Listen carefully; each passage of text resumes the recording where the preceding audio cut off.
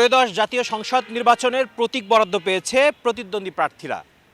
আজ শুরু হলো নির্বাচনী প্রচারণা। মূলত এর মধ্যে দিয়েই মাঠে গড়াচ্ছে সংসদ নির্বাচন। এ বিষয়ে সাধারণ মানুষের প্রতিক্রিয়া শুনবো আজকের পর্বে। ২৪ অভ্যুত্থান পরবর্তী বাংলাদেশে মানুষ ভোট দেওয়ার জন্য মুখিয়ে আছে।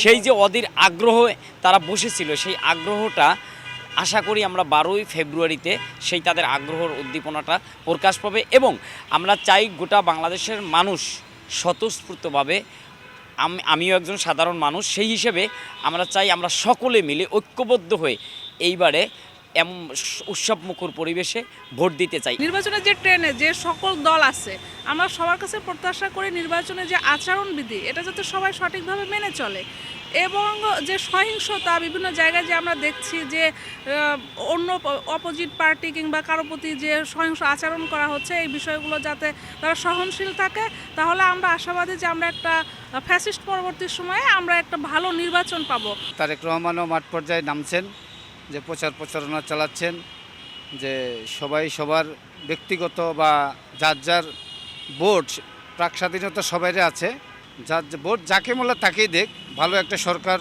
দেশে গ্রহণযোগ্য হোক, এটা আমরা সবাই চাই। দীর্ঘ প্রতীক্ষার পর অনেক বছর জনগণ ভোট দিতে পারে না, আমরা ভোট দিতে পারি নাই।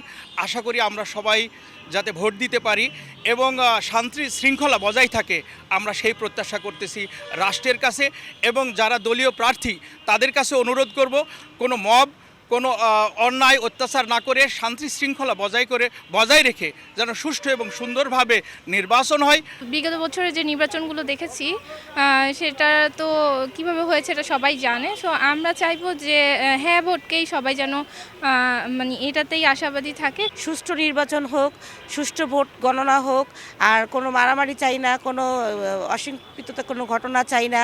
আমরা চাই যে বাংলাদেশের মানুষ স্বস্তিতে নিঃশ্বাস ফেলতে, কারণ একটা দেশ কখনো গণতান্ত্রিক দেশে সরকার ব্যবস্থা ছাড়া চলতে পারে না। এখন আমরা চাই যেই বা যারা ক্ষমতায় আসুক না কেন, তারা যেন সংস্কারের পক্ষে থাকে। সবাই যেন দেশের দিকে তাকিয়ে, এই গণ অভ্যুত্থানের যারা শহীদ হয়েছে তাদের দিকে তাকিয়ে দেশটাকে যেন সুন্দরভাবে সাজানো যায়, সেভাবে যেন তারা নির্বাচনী প্রচারণা করে, সহিংসতার পথ সেটাকে যেন অ্যাভয়েড করতে পারে, সেদিকে যেন খেয়াল রাখে। প্রতীক বরাদ্দের পর ত্রয়োদশ জাতীয় সংসদ নির্বাচনের প্রচার কাজ শুরু করেছেন প্রার্থীরা। এ বিষয়ে জানব সাধারণ মানুষের কথা। দর্শক, আমি মাজহারুল ইসলাম মাসুম। আমাদের কথার আজকের পর্বে আপনাদেরকে নিয়ে যাচ্ছি গাজীপুরের সাধারণ মানুষের কাছে। যেই গাজীপুর 2 আসন থেকে নির্বাচিত হবে অবশ্যই মানুষের কল্যাণে কাজ করবে, এই আশাবাদ ব্যক্ত করছি। গত 17 বছর ফ্যাসিস্ট সরকার, তাদের আমলে মানুষ ভোট দিতে পারে নাই। আজকে যে তরুণ সমাজ, সেই তরুণ সমাজ ভোট থেকে বঞ্চিত ছিল। তারা অধীর আগ্রহ নিয়ে এই ত্রয়োদশ জাতীয় সংসদ নির্বাচনে তারা ভোট দেওয়ার জন্য সবাই উন্মুখ হয়ে আছে। প্রত্যেকটা ভোটারের কাছে যেন প্রার্থী যে নিজেই ভোট চায় এবং তাকে জানি চিনে, সে কে, সে কিসের জন্য ভোট চায়, কী মার্কায় ভোট চায়। আমরা চাই সৎ এবং ভালো উদ্দেশ্য নিয়ে সামনে মানুষের গাজীপুরবাসী একটা স্বর্ণোজ্জ্বল মানুষ পাক এবং তার মনটাও যেন স্বর্ণোজ্জ্বল হয় এবং সৎ উদ্দেশ্য এবং সৎ বিষয় নিয়েই যেন সে অগ্রাধিকার হয়। আমরা চাই হানাহানি, মারামারি, কাটাকাটি এই ধরনের চাই না গাজীপুরবাসী। ত্রয়োদশ সংসদ নির্বাচনে আজকে থেকে আনুষ্ঠানিকভাবে শুরু হয়েছে প্রচারণা। প্রার্থীরা বিভিন্নভাবে বিভিন্ন কৌশলে শুরু করেছে এই প্রচারণা।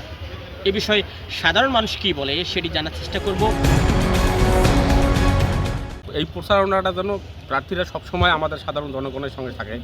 এই যে ভোটের সময় আসলো, বসন্তের কুকিলের মতন আসলো, আসে প্রচার করলো, হাত ধরলো, পা ধরলো, ধান কাটলো, একটু কৃষকের সঙ্গে হাল চাষ করলো।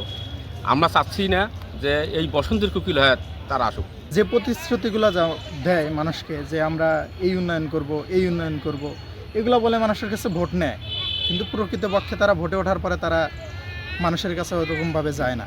এই আসি কয় বাবা দেন ভোটটারে, হ্যাঁ ভাই যেই ভোটটারে, ওখানে সব কিছুই দেন, কম্বল হাবি সব দিন, মেলা দিন, কিন্তু যেমনি ভোট পার হয়ে যায় তখন আর কাহক কাজ চায় না। দর্শক, এই ছিল এটিএন নিউজের নিয়মিত আয়োজন আমাদের কথা অনুষ্ঠানের আজকের পর্ব। পরবর্তী পর্বে আবারও দেখা হবে, সেই পর্যন্ত ভালো থাকবেন, সুস্থ থাকবেন, এটিএন নিউজের সাথেই থাকবেন।